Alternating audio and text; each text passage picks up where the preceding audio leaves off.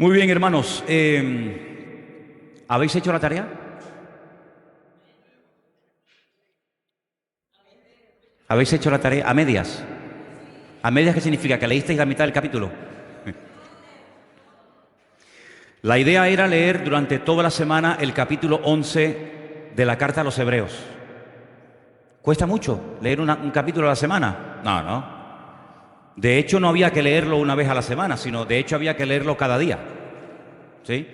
Entonces, si ustedes han leído ese capítulo, se habrán quedado, como yo, me imagino, sorprendidos de la riqueza y de la profundidad al mismo tiempo que contiene ese capítulo.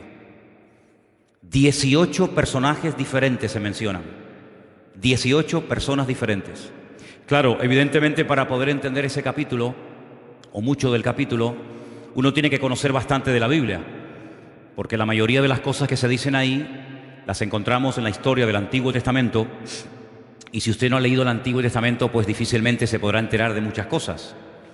Pero este mes es el capítulo de las obras, es el tema de las obras.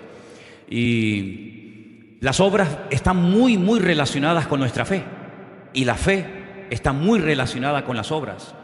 Para recordar algunas cosas que yo he dicho aquí, la fe sin obras está muerta. ¿De qué sirve que usted tenga mucha fe si luego no la usa?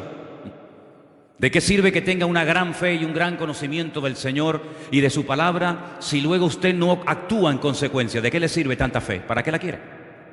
¿Para qué la quiere? La fe sin obras está totalmente muerta. Las obras que hacemos, ya lo hemos dicho en muchas ocasiones, no las hacemos para ganar la salvación. La salvación usted ni yo no la podemos comprar jamás. La salvación la obtuvo por los méritos de nuestro Señor Jesucristo muriendo en la cruz, derramando su sangre. Y Él nos da la salvación por gracia, por medio de la fe. Dice, y esto no de vosotros, pues es don de Dios. Pero una vez que ya nos hemos convertido, una vez que ya hemos puesto nuestra vida en las manos del Señor, se tiene que notar a la hora de hablar, a la hora de reaccionar, en lo que hacemos, en lo que decidimos, en lo que pensamos, etcétera. Todo tiene que estar, ¿verdad?, impregnado de esa fe, y es la que nos ayuda a movernos, a tomar decisiones, a cambiar nuestra forma de ver la vida, etcétera, etcétera. Ahora, si vamos al capítulo 11 del libro de Hebreos, y le pido por favor que vayan ya, ustedes van a encontrar que el capítulo 11 de Hebreos, cuyo tema central, como bien saben, es el tema de la fe, empieza dándonos una pequeña definición de lo que es la fe. Y aparecen dos sustantivos, el sustantivo certeza y el sustantivo convicción. Leamos el versículo 1. Dice, la fe es pues la certeza de lo que se espera, la convicción de lo que no se ve. Quiero volver a leer otra vez este versículo. Presta atención. La fe es la certeza de lo que se espera, la convicción de lo que no se ve. Los seres humanos creemos en millones de cosas que nunca hemos visto y probablemente nunca veamos. Así que no es una excusa el no ver a Dios para no creer en Él. Repito, hay millones de cosas en las cuales creemos, sin ninguna duda, y nunca hemos visto. Luego, el no ver no es excusa para no creer. Si solamente creyéramos en las cosas que vemos, pues imagínense los ciegos, imagínense los que nacen sin ver absolutamente nada, no podrían creer en nada. Porque si el principio es ver para creer, el ciego que no ve no podría creer. Por lo tanto, el no ver una cosa no es una excusa, repito, para no creer en ella. Algunos dirán, bueno, pero hay cosas que no vemos, pero se pueden demostrar que existen. Efectivamente. Precisamente uso este argumento para dirigirme a todos ustedes y decirles que la fe de los cristianos no es una fe ciega, porque nosotros podemos demostrar las cosas en las cuales creemos. Por eso no está bien el decir que tenemos una fe ciega, porque la fe no es ciega. Hay un ingrediente que es indispensable para tener una fe sana. ¿Se acuerdan cuando estuvimos hablando de la fe sana? Porque hay muchos tipos de fe. Hay gente que tiene, como dijimos en su día, una fe muy extraña, una fe rara, una fe mística. Pero la fe del creyente, la fe del cristiano, del hijo y de la hija de Dios, es una fe sana, es una fe que no es ciega, no es una fe basada en mitos, no es una fe basada en emociones, en sentimientos, en producto de la imaginación, sino que hay un ingrediente que alimenta la fe sana, y ese ingrediente es fundamentalmente el conocimiento. Cuanto más conocimiento tenga usted del Señor y de su palabra, mayor y mejor, de mejor calidad será su fe. Cuanto menos conozca usted a Dios y cuanto menos conozca usted de su palabra, su fe será de peor calidad. Porque lo que le da sustento, lo que le da calidad a nuestra fe es el conocimiento y también, como no, la experiencia, pero por encima de todo, el conocimiento. Vamos a poner ahí en la pantalla para que podamos leer la definición de la palabra certeza, porque aparece en el versículo 1 y queremos saber lo que esa palabra significa. Ahí la tenemos. La palabra certeza significa conocimiento seguro, claro y evidente que se tiene de algo sin ninguna duda. Es una creencia firme, fuera, no fuerza, fuera de toda duda. La duda es el cáncer que mata la fe. Donde hay duda, no hay fe. Y donde hay fe, no puede haber dudas. Por eso repito, la certeza es conocer a ciencia cierta, con una seguridad absoluta, clara y evidente, sin ningún género de dudas. La palabra convicción, que es un sustantivo, casi diríamos que es un sinónimo de la palabra anteriormente leída, es conocimiento seguro y claro y evidente, seguridad que tiene una persona de la verdad o certeza de lo que piensa o siente. Es una creencia firme, fuera de toda duda. Usted está firme, usted cree que Dios existe, usted cree que lo que la Biblia dice es verdad, porque el conocimiento es lo que hace que su fe sea una fe a prueba de bombas, una fe que supera la prueba, una fe que supera la duda, una fe que supera cualquier ataque interno o externo que usted a lo largo de su vida y de su trayectoria con el Señor pueda experimentar o recibir. Por lo tanto, si usted no tiene certeza y convicción de sus creencias, difícilmente usted tendrá una fe a prueba de pruebas. Por lo tanto, amados hermanos, partimos de la base de que la fe no puede estar basada única y exclusivamente en una experiencia personal, que es muy importante y es necesario el tenerla, por supuesto que sí. Pero por encima de cualquier experiencia, sensación, visión, sueño, sentimiento, emoción, etcétera, está la palabra de Dios, porque no es una fe fanática, no es una fe que nos ciega y nos impide ver la realidad de las cosas, sino al contrario, la fe nos ayuda a no creer en tonterías. La fe nos ayuda a superar tradiciones que han estado por siglos y siglos impidiéndole a la gente tener una fe genuina en el Señor. Hay pueblos en este país, aquí en España, en este país donde vivimos, que por encima de la fe y de lo que dice la palabra de Dios está la tradición. En otras palabras, la tradición manda. Y cuando le preguntas a muchas personas de este país, ¿y ustedes por qué hacen eso? ¿Y por qué practican tal cosa? ¿Y por qué hacen esto con estos animales? ¿Y por qué hacen esta festividad? Te dicen, por la tradición. Es una tradición ancestral que ha pasado de padres a hijos, de generación en generación, y como es la tradición, hay que hacerlo, aunque sea un disparate, aunque sea una locura, pero la tradición es la que manda. En la vida del creyente no hay tradición que mande. En la vida de cualquier hijo de Dios, lo que tiene que ser la base y el fundamento sólido que le da consistencia a todo el resto de nuestra vida es la palabra de Dios, el conocimiento fidedigno de la palabra de nuestro Dios. ¿Cuántos dicen amén? En otras palabras, racionalmente hay que creer en Dios, no fanáticamente. La Biblia dice en el libro de Romanos, concretamente en el capítulo 12, que la fe del creyente está basada también en la razón. Él es nuestro culto racional, dice la Biblia. Creemos en cosas que se pueden demostrar, porque si no se pueden demostrar, ¿cómo voy a creer en algo que no se puede demostrar? No somos locos. Yo creo en Dios porque puedo demostrar que Dios existe. Yo creo en la Biblia porque puedo demostrar que la Biblia es la palabra de Dios. Por eso no creo en el Corán como palabra de Dios, porque nadie me puede comprobar, nadie me puede demostrar que el Corán es la palabra de Dios. Por eso no creo en las imágenes, porque nadie me puede demostrar que esa es la forma como Dios quiere que se le adore y como quiere que un ser humano se le acerque a Él.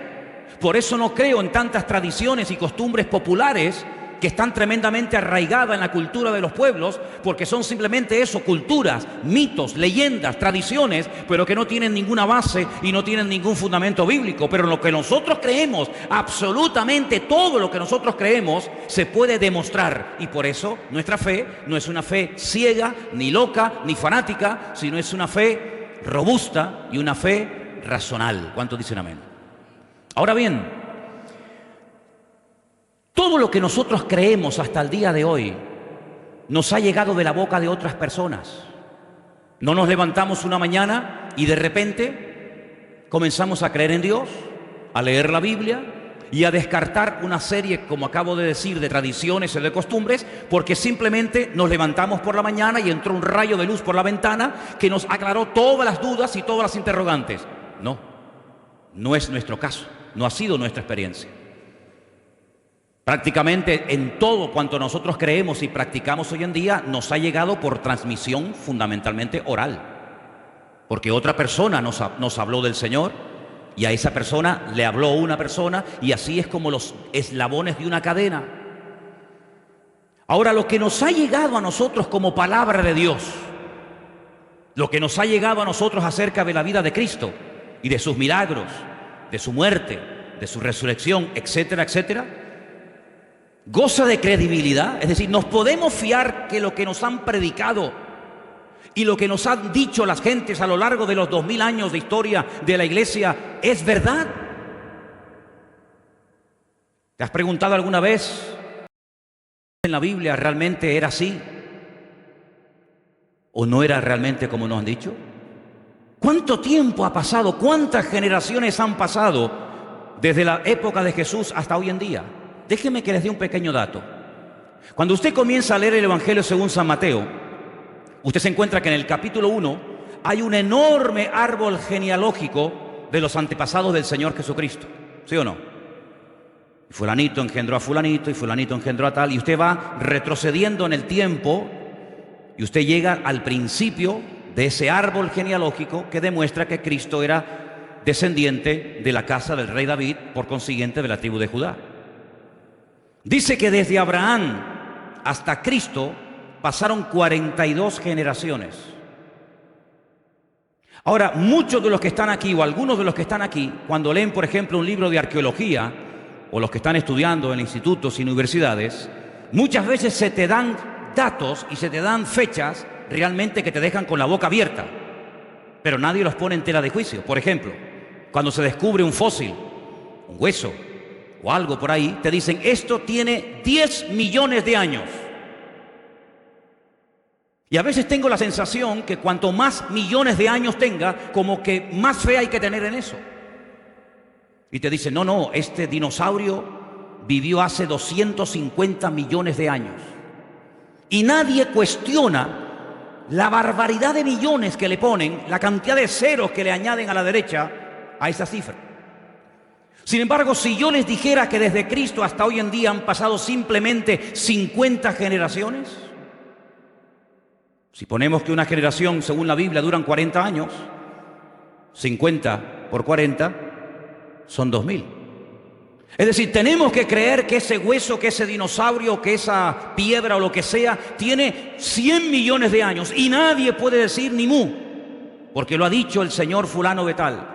Pero si yo os digo que de aquellas personas que vieron, hablaron y caminaron y palparon y reconocieron al Señor, simplemente han pasado 50 generaciones, que no es nada, 2000 años, todo el mundo se pone como en guardia.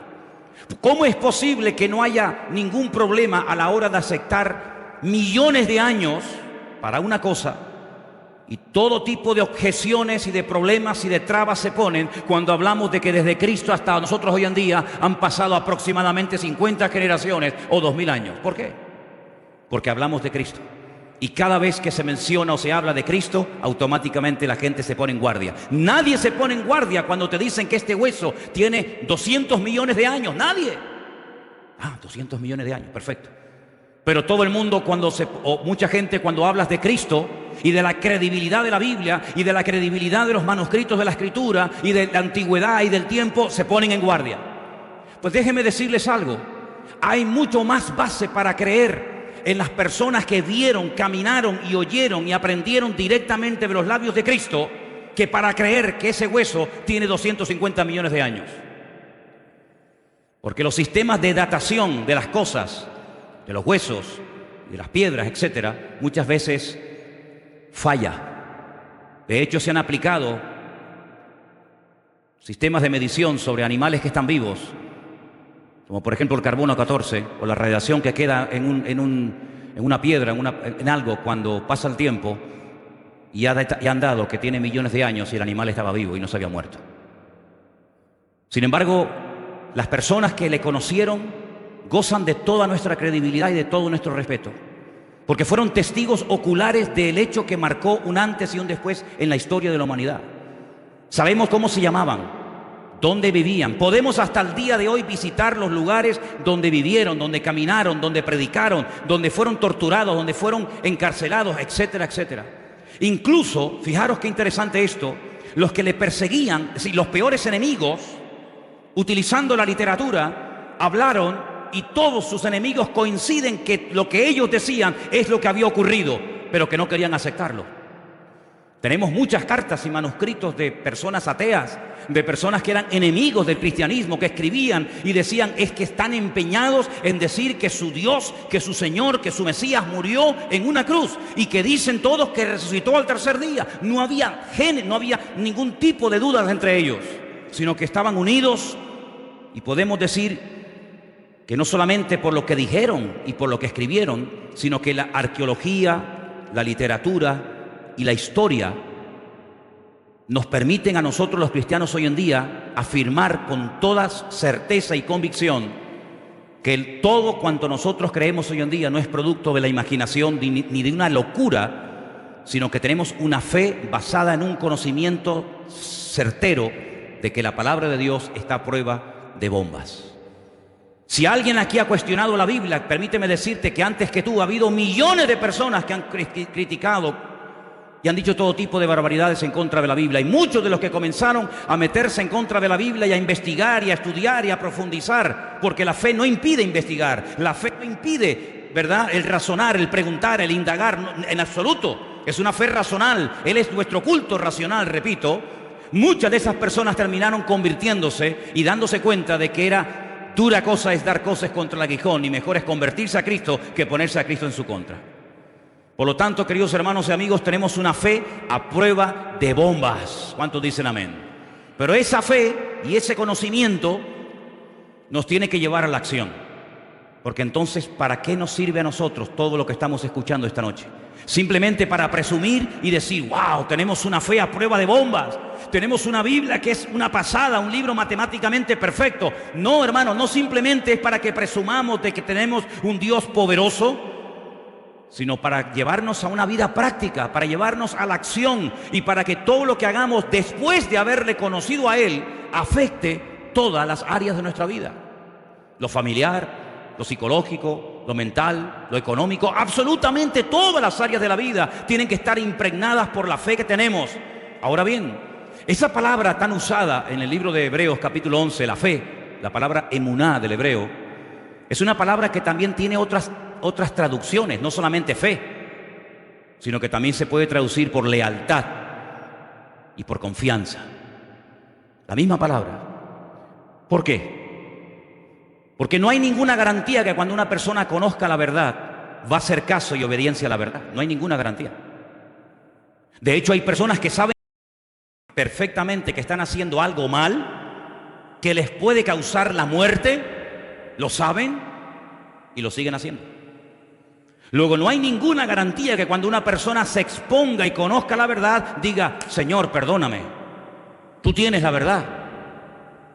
Sino puede ser, y no es la primera ni la última vez, que una persona que conoce la palabra, que conoce la verdad, que ha entendido el Evangelio, viva de espaldas al Evangelio.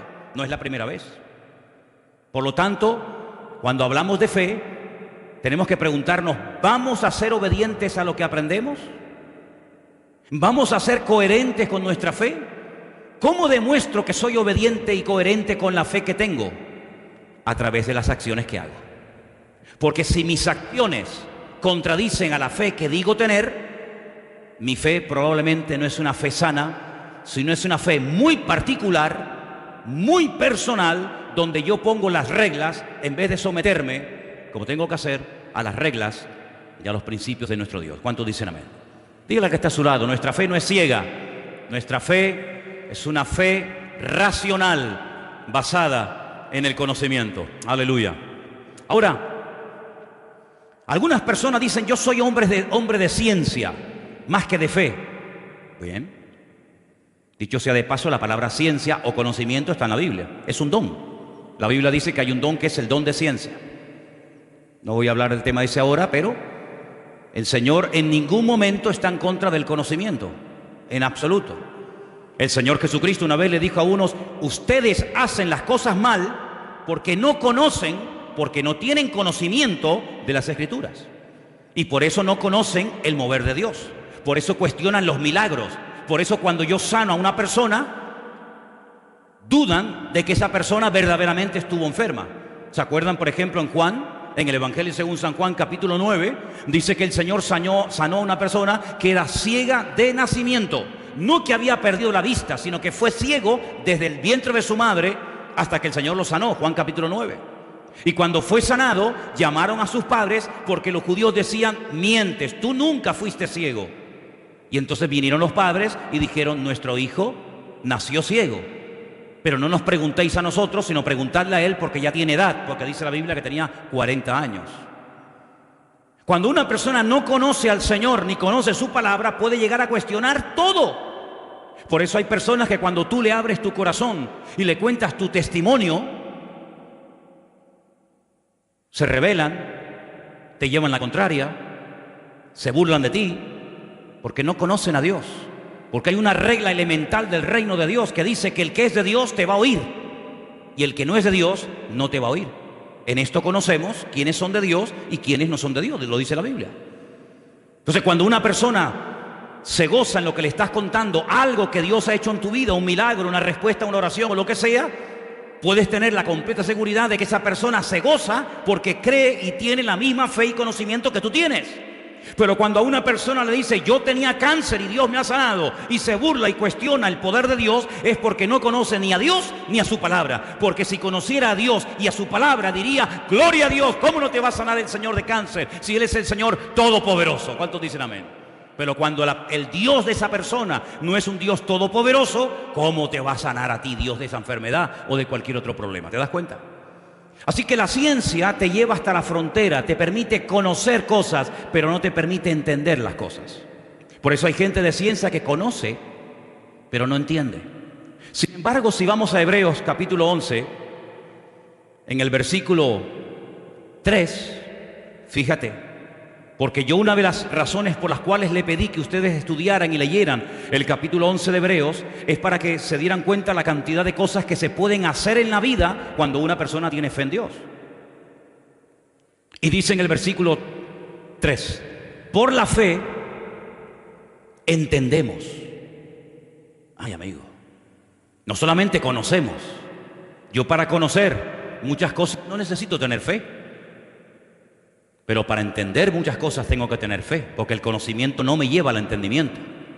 Me da una información con la cual puedo incluso estar en contra.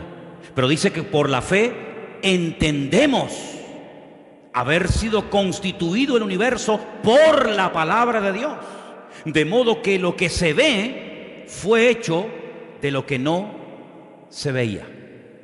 Luego lo visible viene de lo invisible.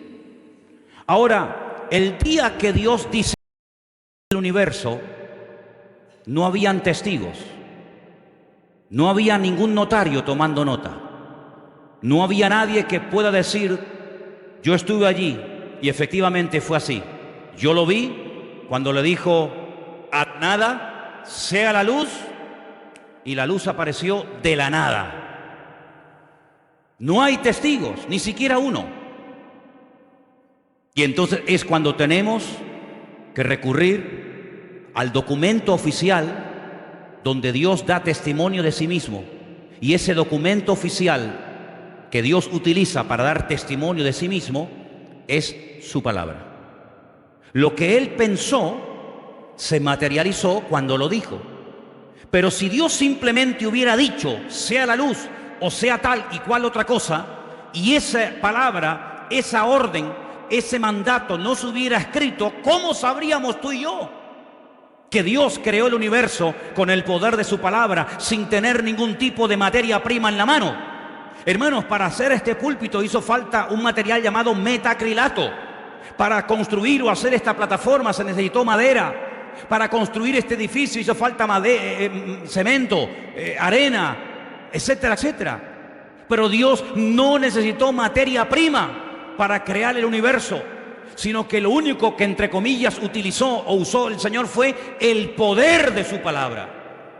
Y esa declaración, esas 6 veces que Dios da órdenes a la nada, las tenemos registradas en el único documento oficial que atestigua y da fe que lo que Dios hizo se cumplió. Y ese documento, gracias al Señor, lo tenemos aquí en la mano. Y se llama la Biblia, la palabra de Dios.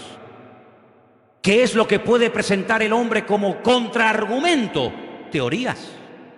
Teorías no demostrables. Opiniones, especulaciones, hipótesis. Y hay 10 o 12 opiniones diferentes acerca del origen de todo esto. Por ejemplo, ya Aristóteles, el famoso filósofo griego, decía que la creación es eterna, que siempre ha existido. El sol siempre ha existido, la luna siempre ha existido, la tierra, el universo siempre ha existido. Pero sin embargo eso no es verdad. Todo lo que vemos tuvo un inicio, tuvo un comienzo. Y todo comenzó con una orden, con un mandato de la boca de nuestro Dios. Y el documento, repito, que da fe de que efectivamente eso fue así, está en su palabra. Dijo Dios, sea la luz, y fue la luz. La Biblia no se escribió para convencer a nadie de nada. La Biblia no es un libro cuyo objetivo fundamental es convencer al inconverso de que existe Dios. Ese no es el objetivo de la Biblia. El objetivo de la Biblia no es demostrar que Dios existe. El objetivo de la Biblia no es ese. La Biblia ya desde el principio comienza mencionando a Dios en primera persona. Dijo Dios, sea la luz, y fue la luz. Y ya lo da por hecho. Incluso la misma Biblia dice que el necio dice en su corazón que Dios no existe. El necio. Porque hay que ser necio. Y yo me remito a la palabra de la Biblia. Hay que ser un necio para decir que Dios no existe. El día que a mí me demuestren que Dios no existe, ese día nos sentaremos y hablamos. Pero de momento no he encontrado en todos los años que tengo a nadie que sea capaz de demostrarme que Dios no existe. Algunos me dicen, demuéstrame tú que tu Dios existe. Digo, no, vamos a hacerlo al revés. Empieza tú. Empieza tú. Ustedes son mayoría, ¿no? Los que dicen que Dios no existe, pues presentadme argumentos para demostrar que Dios no existe. Y nadie te va a poder demostrar. No existe absolutamente nadie. Ahora bien, las dos palabras que aparecen ahí en el versículo 1, certeza y convicción, todos ustedes saben que la Biblia se escribió fundamentalmente en 2 idiomas. El Antiguo Testamento se escribió en la lengua sagrada, el hebreo, y el Nuevo Testamento se escribió en el idioma culto de la época, que era el griego, ¿vale? Los manuscritos de los cuales se ha traducido el Nuevo Testamento a todas las lenguas que existen hoy en día son de origen griego. Las dos palabras que aparecen ahí en el versículo 1, griegas, para hablar acerca de certeza y convicción, una de ellas es la palabra hypostasis. Permítame llevarles al capítulo 1 de Hebreos, versículo 3. Estamos en Hebreos capítulo 1, versículo 3, donde dice lo siguiente: el cual, siendo el resplandor de su gloria y la imagen misma de su sustancia, esa es la palabra que les acabo de mencionar, y quien sustenta todas las cosas con la palabra de su poder, habiendo efectuado la purificación o la limpieza de nuestros pecados por medio de sí mismo, se sentó a la diestra de la majestad en las alturas. Una cosa es que yo diga la palabra agua, que todo el mundo la conoce, y otra cosa es cuando tomamos ese elemento que todo el mundo conocemos y sin el cual es imposible la vida, y lo analizamos químicamente. Hay una fórmula que define al agua, como hay una fórmula para definir todo cuanto existe y que tiene materia, que tiene masa. Y la fórmula del agua es H2O, hidrógeno y oxígeno. El hidrógeno es energía, por eso cuando bebes agua, no solamente calmas la sed, oxigenas tu cuerpo, oxigenas tu sangre, sino que además te mete oxígeno en tus venas, hidrógeno. Y el hidrógeno en grandes cantidades es una bomba. Hay bombas de hidrógeno, mucho más potente que la bomba atómica. El hidrógeno es capaz de mover toneladas y toneladas y cosas que no te puedes ni imaginar. En una pequeña cantidad, si fuera más nos mataría, si fuera menos no serviría para nada, pero con esa fórmula H2O, 2 moléculas de hidrógeno, una de oxígeno, sobrevivimos. Y gracias al Señor por ese elemento tan maravilloso, y dicho sea de paso, 3/4 partes de nuestro cuerpo es agua y solamente una parte es materia. Ahora bien, la Biblia nos dice que la esencia de Dios es, por ejemplo, el amor. La esencia de Dios es el amor. Nosotros podemos decir, yo tengo amor, yo tengo paciencia, yo tengo paz, yo tengo conocimiento, yo tengo tal y tal otra cosa. Pero hablando con propiedad, Dios no tiene nada. Dios es. Dios no tiene amor. Dios es amor. Dios no tiene paz. Dios es la paz personificada. Por eso el Señor Jesucristo le dijo a sus discípulos, mi paz os doy, porque yo soy el príncipe de paz. ¿Cuántos dicen amén? La paz que yo tengo, Él me la dio, pero la paz que Él tiene, ¿quién se la dio? Nadie, porque a Él nadie le da y nadie le quita, porque la esencia de Dios es paz, es amor y todo lo que podamos añadir en esta tarde cada uno de nosotros. Por eso yo creo que tenemos muchas veces que pensar cuando decimos ciertas y determinadas cosas. Y les voy a poner un ejemplo para que veáis. ¿Cuántos creyentes tú le habrás oído decir en algún momento determinado: la fe viene por oír y por oír la palabra de Dios? ¿Habéis oído alguna vez a algún hermano, o a lo mejor tú mismo has dicho alguna vez, la fe viene por oír y por oír la palabra de Dios? ¿Sí o no? Pues os habéis equivocado totalmente. Porque eso no dice la Biblia. No me diga, no, perdone. La Biblia no dice que la fe viene por el oír. Eso no dice la Biblia. Compruébelo. ¿Dónde está eso? Romanos 10:17. ¿Me lo puedes poner? Romanos 10:17. Vamos a leer el versículo como lo que dice, no como lo que yo creo que dice. Porque cuando mencionamos mal la palabra de Dios, podemos estar esperando una falsa promesa, creyendo en una falsa expectativa o declarando algo incorrecto. Si ustedes leen el versículo Romanos 10:17, la palabra viene, el verbo venir, no aparece por ninguna parte. ¿Lo leemos juntos? Ahí lo tenéis. Así que la fe es por el oír y el oír por la palabra de Dios. ¿Dónde dice la fe viene? Yo no lo veo por ningún lado. ¿Usted lo ve? A ver si yo veo bien. Déjame quitarme las gafas. No, pues no veo nada, ¿eh? No lo veo. La fe es... Ay, amigo.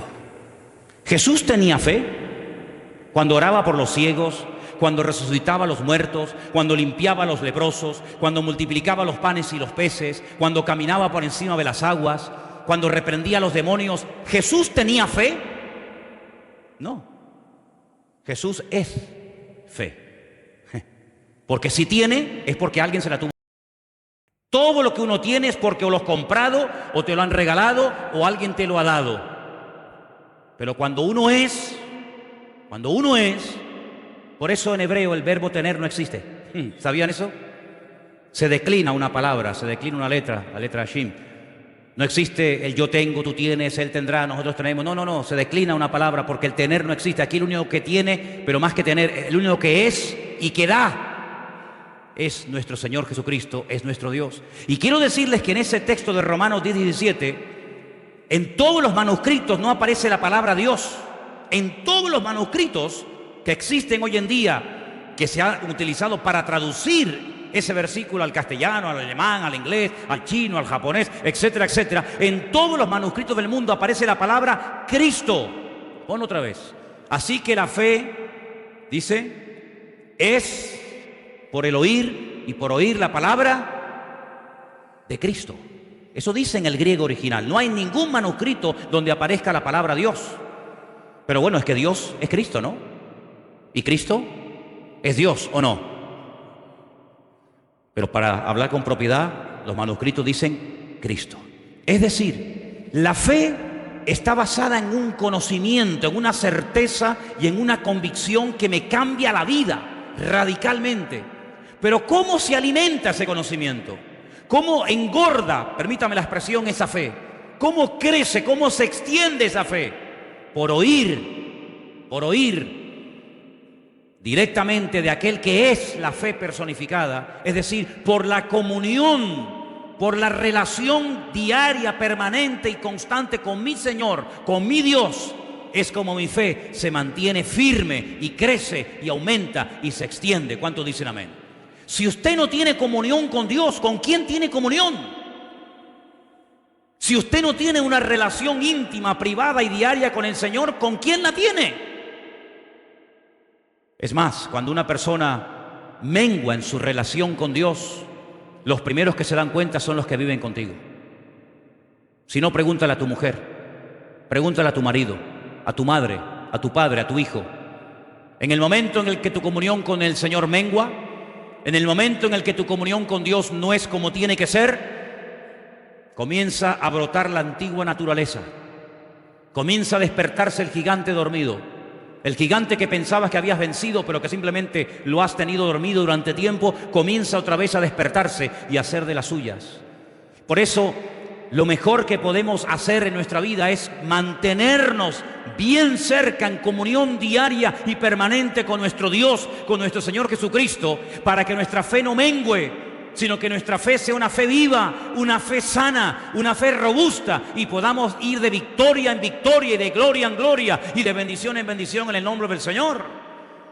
Porque la fe, queridos hermanos, sí está basada en el conocimiento, pero ¿en el conocimiento de qué o de quién? En el conocimiento de mi Dios y en el conocimiento de la palabra de mi Dios. Amén. Ahora, voy a explicarles algo referente a esta palabra upostasis, que es la palabra que aparece en el versículo 1 del libro de Hebreos, y quiero darles una pequeña explicación para no perdernos en demasiadas explicaciones. Esa es la palabra que aparece en el griego para la palabra certeza, sustancia, esencia.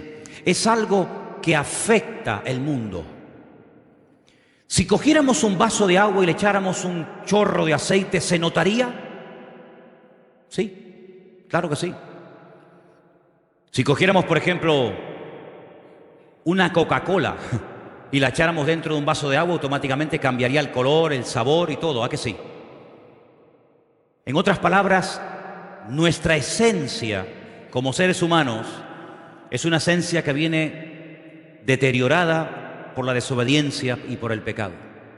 Y por eso cuando venimos a este mundo tenemos que aprender a ser obedientes. Nunca se aprende, nunca hay que enseñarle a un niño a ser desobediente.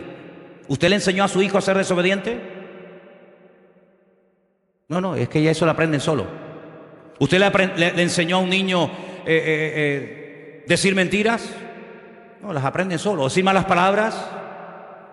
Es como que viene en la esencia del hombre, ¿verdad? Pero cuando entra el Señor en nuestra vida, nuestra esencia espiritual tiene que cambiar radicalmente. Por eso no es normal, aunque algunos crean que sí, que cuando pasan muchos años caminando con el Señor y conociendo al Señor, sigamos hablando igual, actuando igual, pensando igual, pecando igual. Juan observa y dice, el que sigue practicando y viviendo en el desorden, el que sigue viviendo como si nada en el pecado, es que no ha conocido a Dios. Porque el que ha conocido a Dios no practica el pecado. ¿Cuántos dicen amén? Dígale que está a su lado, el que no practica el pecado, no lo puede practicar. Porque cuando uno conoce al Señor, lo que menos uno quiere hacer en la vida es pecar y desobedecer al Señor. En esto conocemos que hemos pasado de muerte a vida, dice Juan, en que amamos a los hermanos. ¿Cómo pueden pasar años sin dirigirle la palabra a una persona y usted llamarse cristiano? Es que probablemente usted no sea cristiano. Porque la Biblia dice que el que practica asiduamente algo no ha conocido a Dios. Es que no lo digo yo, que yo no he escrito ni una página de la Biblia. La Biblia dice que ama a Dios y trata al trancazo a su hermano y no le habla, lo insulta, lo humilla, no lo ama, no lo respeta, no lo perdona, no le permite en un momento determinado cometer un agravio contra usted, entonces usted es más duro que Dios. Usted es más juez, más duro y más intolerante que Dios. Porque la Biblia dice que en esto se demuestra que hemos pasado de muerte a vida, en que hay algo en nuestra naturaleza que ha cambiado.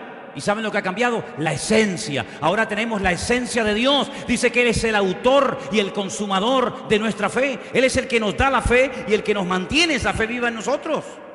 Y por eso, cuando obramos, cuando hacemos obras, cuando hacemos buenas acciones, fruto, en definitiva, pues estamos demostrando que nuestra fe no es una fe muerta, sino es una fe viva. La otra palabra que aparece también se puede encontrar en la Biblia como la palabra amonestación. ¿Podemos poner otra palabra? Una era upostasis, la otra es elengos. La palabra elengos a veces se traduce en la Biblia por la palabra reprender, amonestar. Es decir, escuche bien esto es un concepto que esta semana me ha llamado mucho la atención. Cuando dice la fe es convicción, la fe es una amonestación. La fe es algo que me sacude. La fe es algo que me dice, no, así no es. La verdadera fe, no la fe religiosa. No la fe de la tradición, no la fe del mundo, no. La fe de Dios, esa semilla, esa esencia divina que Dios pone como regalo en tu alma, en tu corazón, es una semilla que te sacude por dentro.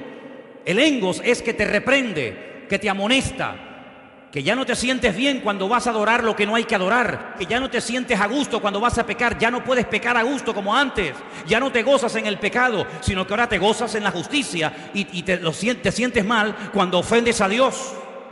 Esa es una característica de la fe de la cual se habla muy poco, porque se suele hacer mucho énfasis que la fe es para ver milagros, para recibir respuesta a nuestras oraciones. Sí, todo está muy bien, pero cuidado, la fe que decimos tener,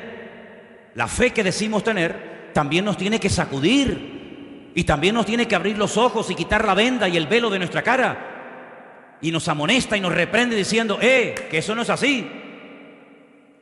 Por eso, queridos hermanos, dice la Biblia que cuando Pablo se convirtió al Señor, enseguida predicaba de la fe. En otras palabras, dice que huían de él porque dice, que en otro tiempo perseguía la fe, ahora nos predica de la fe. Claro. La esencia del apóstol Pablo, como la esencia de cualquier ser humano, cuando pone su vida en las manos del Señor, cambia radicalmente, completamente cambia. Antes huían de Pablo, ahora se acercaban a Pablo porque tenía palabra de Dios. Lógico, porque esa esencia de Dios es una esencia que no espanta, es una esencia que atrae, porque es como un imán que lleva a la gente al conocimiento de la verdad. ¿Cuántos dicen amén? Miren la mujer samaritana. La mujer samaritana, la de Juan capítulo 4, la conocemos, ¿sí? ¿A qué hora fue a buscar agua? A las 3 de la tarde. ¿A quién se le ocurre? ¿A quién se le ocurre a las 3 de la tarde en Israel con el calor que hace ir a buscar un cántaro de agua? ¿A nadie? Pero es que ella iba a esa hora porque nadie la veía, porque era una mujer de mala reputación, era una mujer que había destrozado muchos hogares, una mujer, como dije en una ocasión, que había robado muchos maridos a otras señoras casadas. Y entonces ella iba a esas horas tan extrañas de la tarde porque resulta de que nadie la iba a cuestionar y nadie la iba a ver. Pero allí estaba el Señor. Y el Señor, como saben, le pide agua. Y el Señor, hay un momento en el que se le queda mirando y le dice, ¿sabes? ¿Por qué no vas a la ciudad y le dices a tu marido que venga? Qué sabiduría, ¿no? Ella le dice, es que yo no tengo marido. Dice, muy bien. Fíjate, no ocultó su realidad. Dice que el que encubre no prosperará. Muy buena respuesta, mujer. Has dicho lo correcto, no tengo marido, pero te recuerdo que ya has tenido 5. 5. Y el que ahora tienes tampoco es tu marido. Ya iba con 6. Y ninguno de los 6 era su marido. Entonces la mujer se queda sorprendida, se va a la ciudad, oyen al maestro, cambian de vida, y cuando el Señor se va a los 2 o 3 días de Samaria, dicen los samaritanos la siguiente palabra: ahora no solamente creemos en Él como el Salvador y como el Mesías que tenía que venir a este mundo, no solamente creemos en Él por tu testimonio y por lo que tú nos dijiste que Él te dijo, sino que ahora también nosotros, porque hemos tenido una experiencia personal con Él, ahora también nosotros tenemos una fe personal en Él, una fe que no solamente depende de tu testimonio, sino una fe que nosotros tenemos porque también le hemos conocido personalmente. ¿Cuántos dicen amén? Y por eso dije al principio del estudio que es muy importante que nosotros tengamos una fe basada en el conocimiento de las Sagradas Escrituras, de la Palabra de Dios, que es lo que le va a dar solidez a tu fe, sino también el paso siguiente es una experiencia personal con el Dios de la Palabra. Porque si no, vas a conocer solamente la Palabra de Dios y no vas a conocer al Dios de la Palabra, que es lo que le pasa a mucha gente. Hay muchas personas que han estudiado en seminarios y dicen que saben mucho de la Palabra de Dios, pero de Dios no tienen ni idea. Cada vez que voy a Israel me pasa lo mismo. Hablo con muchísima gente que tienen conocimiento tremenda, libros enteros de la Biblia que saben de memoria, cosa que ninguno de nosotros sabemos. No hay nadie aquí que se sepa un libro de la Biblia de memoria, nadie. Y allí en Israel hay miles de personas que se saben libros y libros enteros de la Biblia de memoria, pero de Dios, del Dios de la Palabra, no tienen ni idea. Porque si conocieran al Dios de la Palabra, nunca hubieran crucificado al Hijo de Dios, ni lo hubieran rechazado, ni lo seguirían rechazando. ¿Te das cuenta? Luego el conocimiento por sí mismo no es suficiente, porque no hay nada peor que pecar después de haber conocido, después de haber recibido el conocimiento y seguir pecando y rebelándote contra el Señor. Ahora bien, la fe tiene un ingrediente muy interesante, y es que te ayuda a cambiar lo natural por el poder de la fe en el mundo espiritual. Es decir, hay varios pasajes, voy a poner solamente 2 o 3 ejemplos para que veáis lo interesante que es. Hay gente que acepta cosas en la vida con una cierta resignación, como diciendo, bueno, esto es lo que me ha tocado en la vida. Esta es la cruz, dicen algunos, que me ha tocado llevar. Vamos a ver. ¿Usted se acuerda cuando un joven llamado David, que en aquel momento no era rey ni era nada, recibe el encargo de su padre para que vaya al campo de batalla donde están sus hermanos mayores a ver cómo están? ¿Se acuerda del pasaje? Seguro que sí. Dice la Biblia que cuando llegó al campamento y habló con sus hermanos y le dio la comida que traía para ellos de parte de su padre, él se dio cuenta de que en el campamento había un ambiente extraño. Allí no se respiraba a fe por ninguna parte. Allí había temor, allí había miedo. Y él pregunta y dice, ¿qué es lo que pasa? Porque yo noto que aquí hay un ambiente donde no está la presencia del Señor. Porque dice la Biblia que el amor echa fuera el temor, y allí había temor por todas partes, empezando por el rey hasta el último del ejército. Y le informan de que hay un paladín, que hay un gigante enorme llamado Goliat, que lleva 40 días asustando, amedrentando a las tropas del ejército de Israel. Y entonces él le dice al rey Saúl, yo voy a ir y voy a luchar contra ese hombre. Y todo Israel sabrá hoy que el Dios de Israel es el Dios vivo y verdadero. Recibe todo tipo de oposición. Primero, por parte de sus hermanos. Segundo, el rey intenta ponerle una armadura que ni a él le servía, cuanto menos a David. En otras palabras, intentan con armas naturales dotar o capacitar a David para una batalla que ni ellos mismos, todos juntos, serían capaces de vencer al gigante Goliat. Pero David les dice una palabra extraordinaria, primero al pueblo y después al gigante Goliat, que es a lo que quiero ir. Primeramente le dice a los soldados, incluido al rey Saúl: yo no voy a él con espada y con jabalina, porque esta guerra él había discernido que no era una guerra cuerpo a cuerpo, como tantas que tuvo que librar después cuando fue rey de Israel, sino que esta es una guerra que tiene una connotación diferente. Y ustedes no han sabido discernir el espíritu que hay detrás de este hombre. Ustedes miran a Goliat, pero yo me doy cuenta de que detrás de Goliat hay demonios. Detrás de Goliat hay fuerzas demoníacas que lo que intentan es frenarnos, humillarnos e impedir que seamos un pueblo feliz y un pueblo vivo y victorioso. Y por eso yo no puedo ir contra este hombre con una espada, con una lanza, con una jabalina, porque en este momento esta guerra no se gana así. Mañana, cuando sea rey, iré con espada, con lanza, con jabalina, etcétera, etcétera. Pero hoy, precisamente hoy, estas armas son inservibles, no sirven para nada. Hoy voy a utilizar otro arma que ustedes lamentablemente no conocen y que yo voy a utilizar hoy, y van a ver qué tremendo resultado va a producir en el mundo natural. Y es que yo voy a ir en el nombre del Dios de Israel.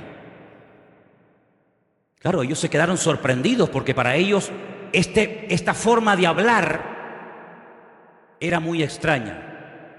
Esta forma de hablar la desconocían totalmente, por eso estaban asustados. Porque uno tiene fe, amigo, hasta que tú pierdes el control. Y la verdadera fe cuando empieza a funcionar es cuando pierdes el control. ¿Lo has oído? La verdadera fe empieza a funcionar cuando tus recursos se acaban. Mientras tienes dinero en el banco, tú estás tranquila. Mientras tienes trabajo, no hay problema.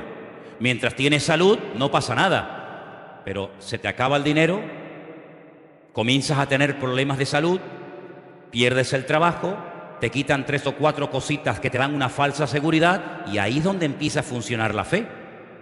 Ahí es donde empieza a funcionar la fe. Fe no es llenar el depósito de gasolina, ir al sur y volver a Santa Cruz. Eso no es fe. Eso es lo que hace todo el mundo. Fe sería, en todo caso, ir con 1 litro de gasolina al sur y volver. Eso sí sería fe. Pero ir al sur con el depósito lleno de gasolina, ahí no hay ningún tipo de fe en absoluto. Fe no es moverme por lo que tengo, sino fe es moverme por lo que soy. Y mientras tú te muevas por lo que tienes, tú no estás demostrando tener fe.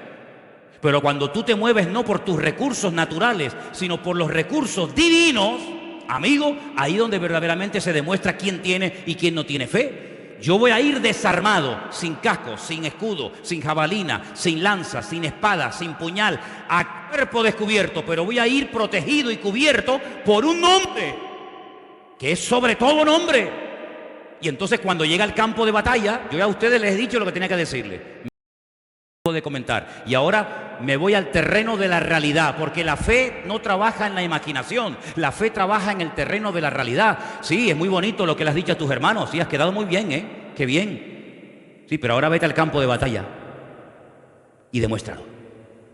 Es muy bonito decir: yo soy la resurrección y la vida, el que cree en mí aunque esté muerto vivirá. Eso también lo digo yo. Sí, pero ahora tienes que pasar el examen. Ahora vete al cementerio y saca al muerto de la tumba. No dices que eres la resurrección y la vida, demuéstralo. Cuando llegó al campo de batalla, le profetiza a Goliat y le dice: hoy te voy a cortar la cabeza y le voy a dar tu carne a las aves y a las fieras del cielo y del campo. Y todo Israel sabrá que el único Dios que aquí manda y gobierna y controla es el Dios de Abraham, de Isaac y de Jacob. Y en base a esa palabra, en base a esa fe, por eso David es mencionado en el libro de Hebreos, aunque de pasada, porque dice que el tiempo le faltaría si se pone a hablar de cada uno de ellos, pero se menciona el nombre de David, si lo habéis visto. David acaba de dar una palabra de fe, como tú y yo la podemos dar, pero ahora hay que ir a la acción, amigo. Y ahora le dice a Goliat: ven, acércate. Y dice que se va a un arroyo donde toma 5 piedras. Una vez se lo expliqué, solamente de paso se lo vuelvo a explicar. Los filisteos controlaban toda la costa mediterránea, 5 ciudades: Gaza, Askelón, Asdod, Ecrón y Gaza y Gat. 5 ciudades. David dice 5 piedras, una para cada uno. Después de Goliat vendrá el otro y el otro y el otro. No fue capaz de venir nadie más. La Biblia dice que cuando salió, él le lanzó aquella piedra, derrotó al enemigo y todos los filisteos salieron huyendo. Es una cosa fuera de toda lógica. Porque que un joven mate a un gigante y que todo un ejército se ponga en desbandada, ¿pero por qué? Porque lo que hay es que descabezar al enemigo. Dice la Biblia, y Jesús lo explicó muy claramente, por favor entiendan esto. Tú no puedes entrar en la casa de un hombre fuerte y sacar sus bienes y sacar todo lo que le pertenece si antes no lo atas. ¿Cómo te vas a meter tú en la casa de un hombre que es más fuerte que tú, quitarle todo y llevártelo a tu casa? Es imposible. Primeramente habrá que reducirlo, atarlo, esposarlo, amarrarlo, y luego entras y te llevas las cosas. No es que estás dando una lección para saber cómo robar, cuidado. No es eso, sino simplemente un ejemplo, ¿vale? Pues en el mundo espiritual igual. ¿Cuál es tu gigante? ¿Contra quién estás peleando tú? Y a veces somos tan cortos que decimos, no, mi gigante es mi jefe. ¿Y detrás de ese jefe quién está? No, mi gigante es mi marido, mi esposa, mi vecino, mi fulanito de tal. No tienes visión espiritual, amigo. Pero dice la Biblia cómo tener visión espiritual. Lo dice la Biblia, no es el tema, pero yo leía hoy en 2 de Corintios que cuando Moisés bajó de la montaña, era tal el resplandor de la gloria de Dios en su rostro que dice que se tuvo que poner un velo por delante de la cara. Y Pablo dice, eso me sirve a mí para explicarles algo a ustedes, judíos. Escúchenme, vengan para acá. Ustedes cuando leen y no entienden, ¿sabéis por qué? Porque tenéis el mismo velo que Moisés tenía sobre el rostro. Pero cuando ustedes se conviertan a Cristo, el velo que les impide entender, no conocer, entender, se quitará y entonces podrán entender las profecías y la palabra. Entonces, cuando hay una verdadera conversión, la visión espiritual se recobra. Antes era ciego, mas ahora veo. Ahora te das cuenta que detrás de ese político, detrás de esa persona que te critica o te calumnia o que sea, hay fuerzas espirituales donde nosotros podemos tener un efecto tremendo por medio de la fe, porque la fe me sirve para entender, la fe me sirve para tomar decisiones, la fe me sirve para avanzar y la fe me sirve también para discernir en el mundo espiritual dónde está el problema, no en lo natural, sino en lo espiritual. ¿Cuántos dicen amén? Bueno, yo espero que no hayan perdido el hilo, yo sé que son tantas cosas, pero ¿se dan cuenta, hermanos? ¿Se dan cuenta que ser creyente es mucho más que venir aquí todos los domingos? ¿Te das cuenta? ¿Te das cuenta que tus batallas personales no son mi responsabilidad, son tu responsabilidad, no son la mía? Que todos tenemos nuestras batallas y nuestros gigantes y nuestras luchas y nuestras ciudades amuralladas y nuestras fortalezas, todos. Y tenemos que crecer, sí, como pueblo de Dios, como iglesia, pero también a nivel individual. Tenemos que crecer. Uno de los problemas que tenía el pueblo de Israel es que no crecía en relación al tiempo que llevaban caminando con el Señor. Dice, ustedes salieron de Egipto, pero Egipto no salió nunca de ustedes. Siguen todavía con la mentalidad de Egipto, echan de menos los pepinos, las cebollas, la comida de Egipto, por favor, pero si allí vivíais como esclavos. Pero cuando os viene un problema, enseguida volvéis al pasado, enseguida pensáis en qué bien vivíamos en Egipto. ¡Falso! ¡Falso! ¿Cómo que vivíamos bien en Egipto? Si allí vivíamos privados de libertad y estábamos pasando miseria, pobreza y necesidad y hambre. ¿Qué dicen? ¿Verdad? El enemigo siempre, cuando viene un momento de prueba, te va a hacer mirar atrás. El enemigo nunca te va a poner una visión delante. El único que dice mira hacia adelante es el Señor. Pero la mujer de Lot, cuando tuvo un momento de duda, ¿dónde miró? Atrás, nunca mira adelante. El enemigo siempre te va a hacer creer que los tiempos pasados fueron mejor que los presentes. Dice, y el que habla así no es sabio. Por lo tanto, cada vez que te entra nostalgia, cada vez que te dan ganas de mirar atrás, no es Dios el que te está hablando. El Señor siempre te dice poner la mira en las cosas de arriba, si es que verdaderamente habéis resucitado con Cristo Jesús. El segundo ejemplo que les quiero poner, el primero fue el de David con Goliat, ¿sí? El segundo ejemplo es el de Elías, profeta Elías, un hombre que sube a lo alto del monte Carmelo y le dice a 400 profetas falsos de Baal, hoy tiene que quedar aquí bien claro en esta montaña quién es el verdadero Dios. Vamos a ver, lo que no es correcto es que ustedes por un día adoren a Baal y otro día adoren a Dios. No puede ser, eso es una ambigüedad, esto no lleva a ninguna parte. Vamos a tomar una decisión. Y en aquel monte que es muy alto, del cual se ve muchas partes de Israel, todo el valle de Meguido, etcétera, etcétera, les dice, vamos a orar, vamos a entrar en una guerra de tipo espiritual. Aquí no vamos a pelear cuerpo a cuerpo, sino aquí vamos a pelear en el mundo espiritual. Ustedes pongan sobre un altar de piedras a un buey y yo pondré otro. Y ustedes oren e invoquen a vuestras divinidades y a vuestros dioses. Si vuestro Dios es el verdadero, que lo demuestre y punto. Que descienda fuego del cielo. Si no desciende fuego del cielo, ustedes están sinceramente equivocados. Estáis creyendo en una mentira como si fuera verdad. Y estáis inculcando y transmitiendo de generación en generación esas mentiras y esas fábulas a vuestros hijos. Y eso no se puede permitir ni un momento más. Después yo tendré mi oportunidad, invocaré al Señor. Y si mi Dios me responde por fuego y quema este altar, entonces queda bien claro que vosotros estáis adorando a un Dios falso y el Dios mío es el verdadero. Estaban tan equivocados y tan fanatizados que dijeron, vale. Podían haber dicho, no, espera. Vamos a buscar una cosa más sencillita, Elías, por favor, que caiga fuego del cielo. No, pero ellos estaban tan convencidos que dijeron, vale, venga. Es increíble cómo la gente puede incluso llegar a dar la vida por una mentira creyendo que está muriendo por una verdad. Es terrible. La fe religiosa es peligrosa.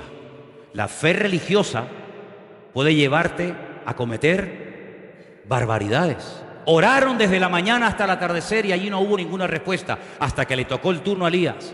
Y dice la Biblia que cuando Elías oró, previamente había dicho que le echaran agua a la leña, que le echaran agua al altar, etcétera, y cayó fuego del cielo. Allí se demostró que el Dios de Israel era el Dios vivo y verdadero y no Baal, al cual ellos adoraban.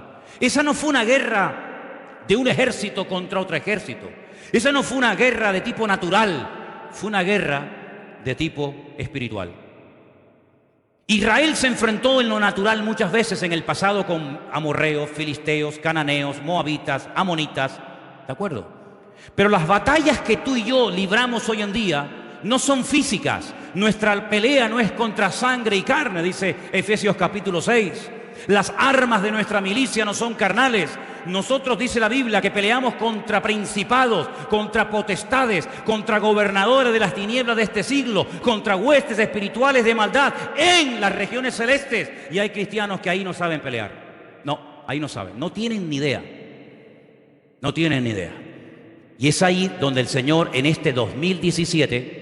a todos y a cada uno de nosotros, a los que quieran, nos quiere llevar a pelear la buena batalla, a pelear no contra el jefe que te trata mal y te humilla, no contra el profesor que la tiene según tú tomada contigo, no contra el vecino que te tiene amargada la vida y te raya el coche y te tira basura por la ventana, no contra fulano y... No, por ahí no van los tiros, amigo.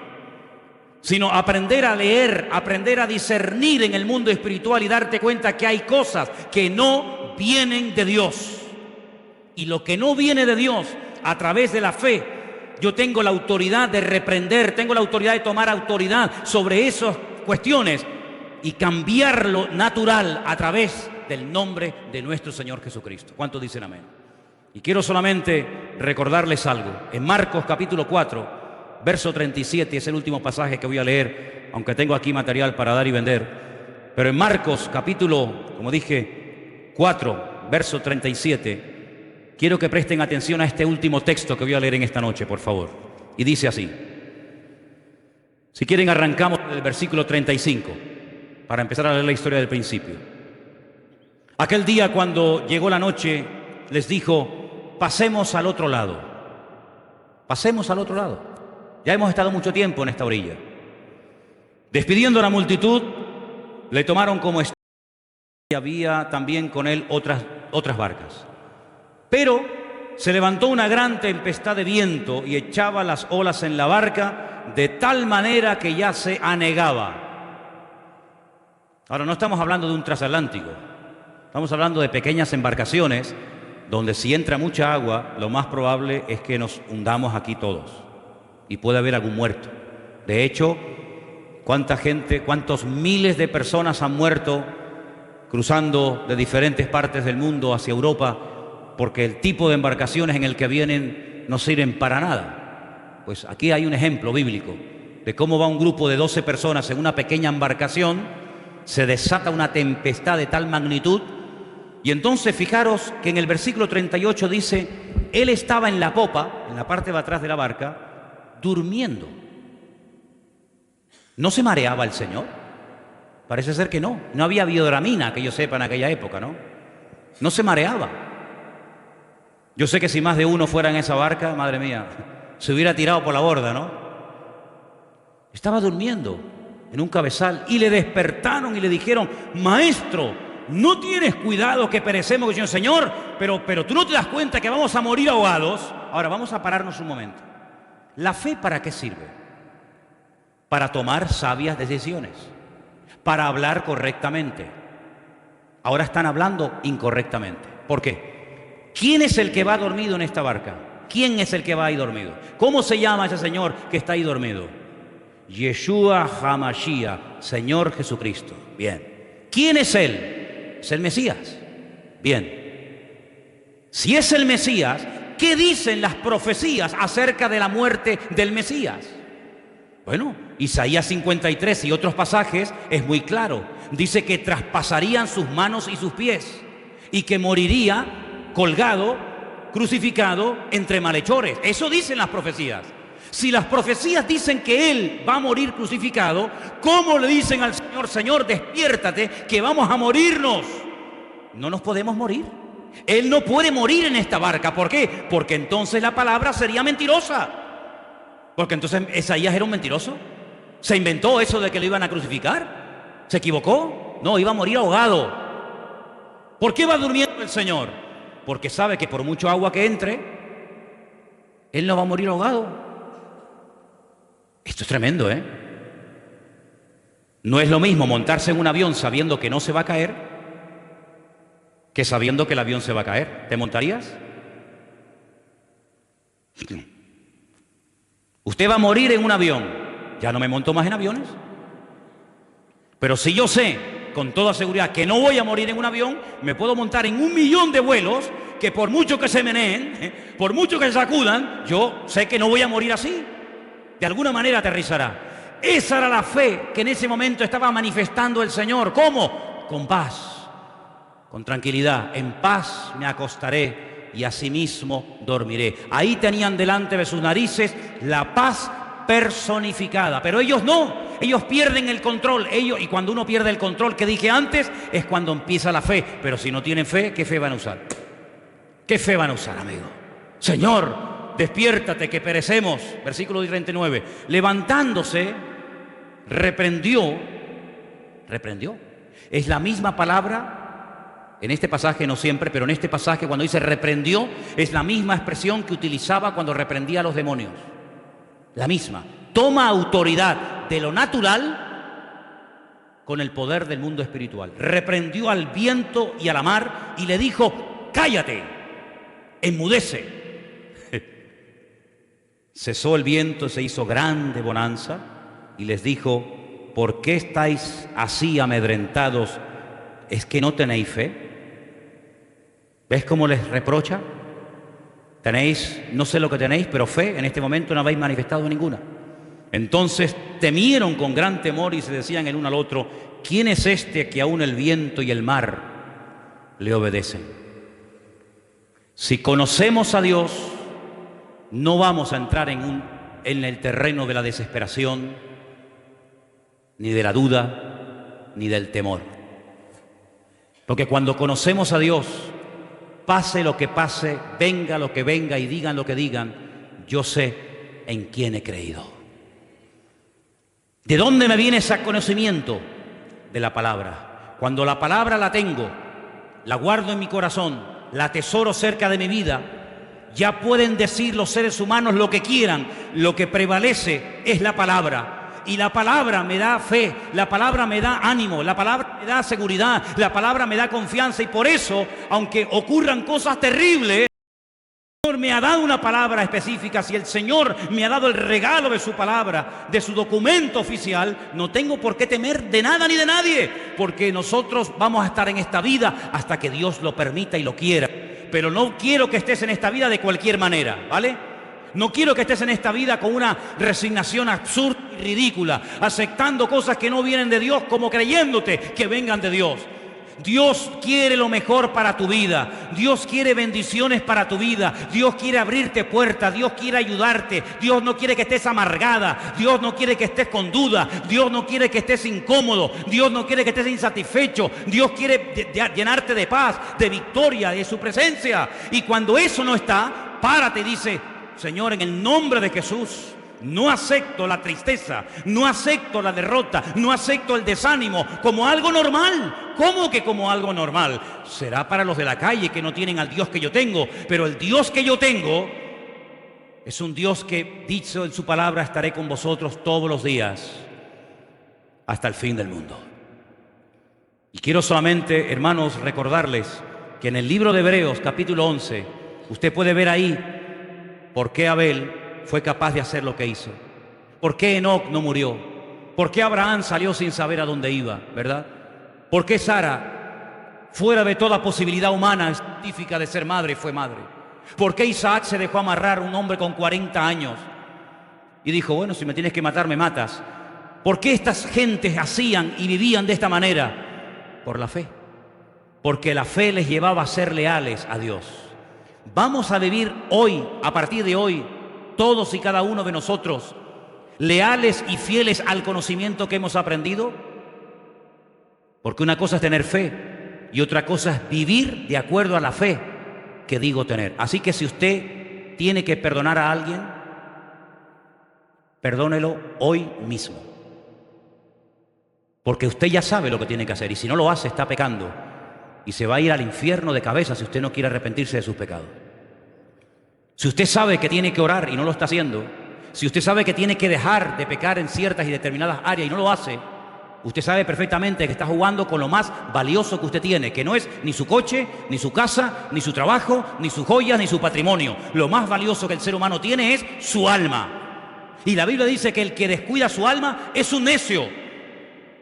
Por lo tanto, hermanos, velemos, tomemos medidas preventivas, usemos la fe que el Señor ha puesto en nuestros corazones, cambiemos nuestra forma de hablar. Es una vergüenza cómo está reaccionando el mundo ante una persona que nos puede gustar más o menos, pero que ha hecho una serie de declaraciones que sí, que pueden ser muy todo lo que tú quieras, pero hermanos, a nosotros no nos van a convencer las naciones de la tierra ni los medios de comunicación. Nosotros sabemos en quién hemos creído y nosotros sabemos que nuestro Dios está con nosotros.